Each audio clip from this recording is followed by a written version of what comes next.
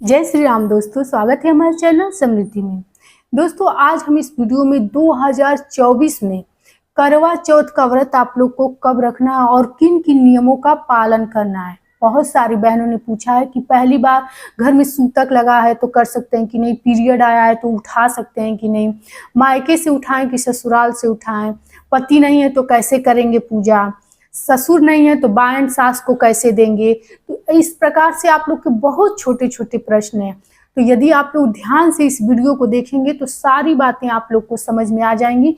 तो ध्यान से सुनिए और सारी बातें एक एक करके समझ लीजिए। उससे पहले दोस्तों, यदि हमारी वीडियो आप लोग के लिए लाभकारी हो, उपयोगी हो, तो एक छोटी सी लाइक करके हमारी हिम्मत बढ़ाइए और चैनल पे नए हो तो सब्सक्राइब भी कीजिएगा, ताकि ऐसी ही समृद्धि के वीडियो की नोटिफिकेशन आप सभी के पास सबसे पहले पहुंच जाए। दोस्तों देखिए, ये करवा चौथ का कोई ऐसा विधान नहीं है कि आप पहली बार उठा रहे हैं तो ससुराल से उठाएं कि मायके से उठाएं, आप कहीं से भी उठा लीजिए। लेकिन जो श्रृंगार की सामग्री होती है वो पहली बार यदि शुरू कर रही हैं तो मायके से कुछ 10-5 रुपए ही मंगवा लीजिए यदि दूर है तो, या फिर कुछ श्रृंगार की सामग्री। और जो जिस लोटे से अर्घ दिया जाता है वो यदि धातु का दे दे लोग तो बहुत अच्छा माना जाता है, शुभ माना जाता है। यह व्रत पति के दीर्घायु के लिए रखा जाता है। करवा चौथ का व्रत कार्तिक मास के कृष्ण पक्ष की चतुर्थी तिथि को मनाया जाता है। यह इस बार रविवार के दिन 20 अक्टूबर को मनाया जाएगा। तो जो लोग बहुत सालों से इसका व्रत रखती हैं, तो अगर वो मिट्टी के कलश से वो लोग देती होंगी यार, तो हमेशा मिट्टी का कलश जूठा माना जाता है। तो आप लोग इस बार दूसरा खरीद लीजिएगा। क्योंकि रविवार का दिन है तो उस दिन तो भूल करके भी मत खरीदिएगा। एक दिन पहले श्रृंगार की सामग्री और कलश को भी खरीद लीजिएगा। यदि धातु का है तो सर्वोत्तम है, तब कोई बात नहीं। अब कुछ बहनें पूछी हैं कि जैसे कि हम अपने जोड़े से कर सकते हैं, पहली बार व्रत कर रहे हैं तो जोड़े से कर सकते हैं या कोरा साड़ी ही चाहिए।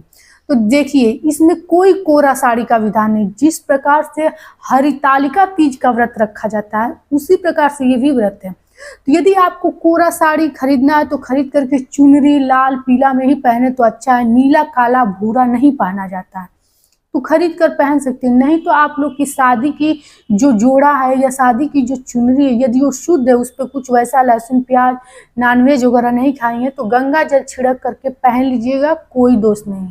साफ सुथरी साड़ी होनी चाहिए, कोरा कोई जरूरी नहीं है। अब कुछ लोगों ने पूछा है कि हम लोग पहली बार व्रत रह रहे हैं तो सास, पहली बार नहीं व्रत ही रह रहे हैं तो सास को बायन कैसे दें, ससुर नहीं है तो। देखिए, सास को बायन अगर ससुर नहीं है तो श्रृंगार की सामग्री तो आप देंगी नहीं। तो आप लोग देखिए, बहुत सारी बहनें कहती हैं कि हम मायके में दे सकते हैं कि नहीं। तो देखिए, लालच नहीं किया जाता है। मान लीजिए आप बायन के रूप में दे ही दिए अपने मायके, तो इससे आपके मायके की ही हानि होगी और ये चीज़ किसी भी लड़की को पसंद नहीं आएगा। तो आप लोग मायके में मत दीजिएगा। ससुराल में कोई किराएदार हो, कोई किराया मालिक हो, पड़ोसी हो, किसी को दे दीजिएगा, लेकिन मायके में मत दीजिएगा। लेकिन सास को कुछ न कुछ अवश्य भेंट किया जाता है और आशीर्वाद लिया जाता है। क्या भेंट देंगी? कुछ साल दे देंगी, साड़ी दे देंगी, कुछ भी दे करके भेंट कर सकती हैं।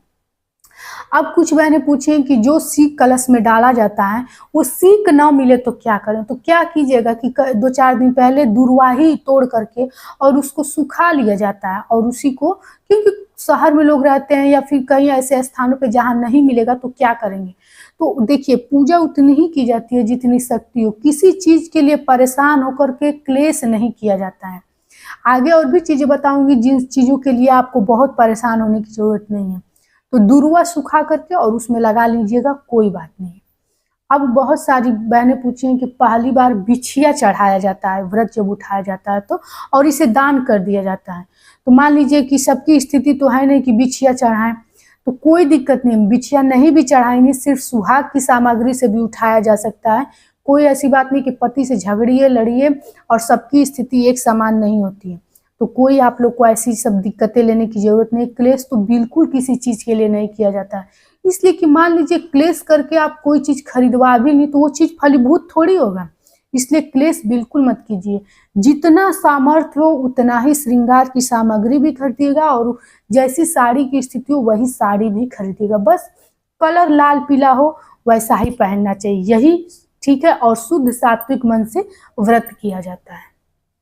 अब व्रत में बहुत सारी बहनें पूछें कि मुंह में थूक आ जाता है या मुंह में पानी पानी सा फील होता है, तो कोई दिक्कत नहीं, आप कुल्ला करके थूक दीजिएगा। पानी को मतलब अंदर तो लिया नहीं जाता है, कुल्ला करके थूक देंगी, कोई इसमें दिक्कत नहीं है। कुछ बहनें पूछें कि दिन में नींद आए तो सो सकते हैं, बिल्कुल सो सकती हैं, कोई इसमें ऐसा नहीं है कि आप सोने से कोई दोष लगता है। आज के दिन काम वगैरह करने से बचिएगा, क्योंकि मान लीजिए इतना पवित्र व्रत है, अब चीटे चीटी हो हाथ से लग जाएंगे, तो जितना कम से कम वो काम किया जाता है। अब कुछ महिलाएं पूछें कि पीरियड में हैं, सूतक हैं या फिर प्रेग्नेंट हैं तो व्रत करें कि नहीं।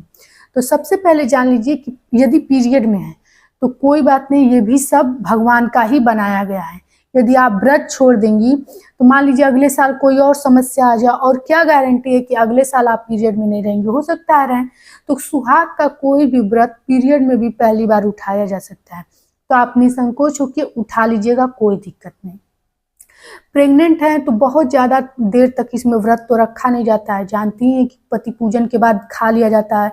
कुछ लोग फलाहार खाते हैं, कुछ लोग पूरा विधिवत भोजन बनाकर खाते हैं। यहाँ भी कुछ महिलाओं ने पूछा है कि लहसुन प्याज का सेवन कर सकते हैं कि नहीं, तो देखिए लहसुन प्याज नहीं खाया जाता है, कितना भी है तो आज व्रत का पवित्र दिन है, तो लहसुन प्याज मत खाइएगा। शुद्ध सात्विक भोजन जो भी बनाना हो बनाकर खा लीजिएगा। मान लीजिए होटल वगैरह में खाने जाएंगी तो शुद्ध तो रहता नहीं है, तो मत जाइएगा, घर पे ही अच्छे से बना करके खा लीजिएगा, क्योंकि बिना लहसुन प्याज का भी खाना अच्छा लगता है।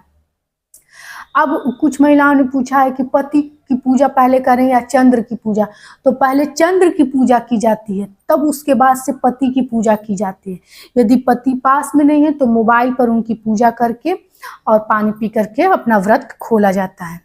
आशा करती हूँ कि हमारी सारी एक एक बातें आप लोग को समझ में आई होंगी, क्योंकि मैं एक एक करके आप लोग को बातें समझाती हूँ, कोई ऐसी हड़बड़ाहट में नहीं समझाती हूँ कि आप लोग को समझ में ना आए।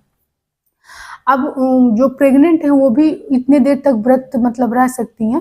अब कई जगहों पे सरगी लेने का भी विधान है, एक दिन पहले नहाए खाए का, तो एक दिन पहले शनिवार पड़ेगा, तो आपके मन में आएगा कि हम बाल धुलें कि नहीं। तो देखिए नहाए खाए जब कोई विशेष तिथि पड़ जाती है तो वार का मतलब खत्म हो जाता है, जैसा कि मैंने पहले भी बताया है। तो आज के दिन आप लोग बाल वगैरह धुल के शुद्ध सात्विक भोजन शाम को कीजिएगा।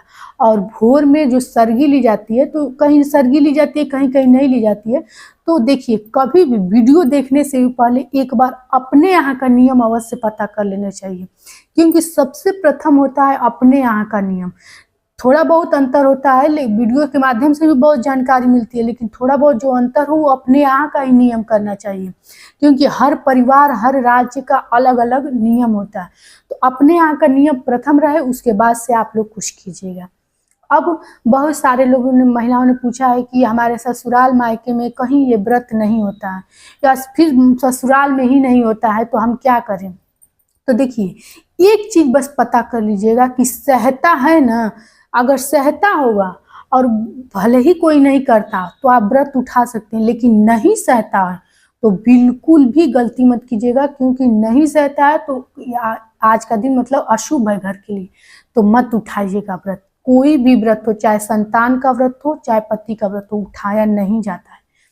अब कुछ महिलाओं का प्रश्न था कि इस नए साल में, इस साल आप लोग नए नए व्रत उठाएंगी तो किस प्रकार से आप लोगों को, जैसे ये तो बता ही दूंगी शनिवार के दिन बाल धुलें कि नहीं, तो सारी बातें आप लोगों को क्लियर कर दी हूँ। एक एक बात कहीं कहीं छूट जाता है, वही मेरे दिमाग में आता है, तो मैं सोचती हूँ कि आप लोग को हर बात बता दूं और वीडियो बड़ी ना हो। तो सरगी लेने का समय भी बता दी और दिन भर आप लोग को कैसे रहना है, लेट करके शाम को पूजा पाठ करके और खा पी लेना है। तो आशा करती हूँ कि हमारी जानकारी आप लोग को अच्छी लगी होगी दोस्तों, और सभी बाएं देने के नियम भी मैं आप लोग को बता दूँ। तो यदि आप लोग के कोई प्रश्न हो तो कमेंट बॉक्स में लिख करके बेझिझक पूछिएगा, आगे और भी बातें मैं आप लोग को बताऊंगी। जैसे ही आप लोग के कोई प्रश्न आएंगे तो अवश्य बताऊंगी। धन्यवाद।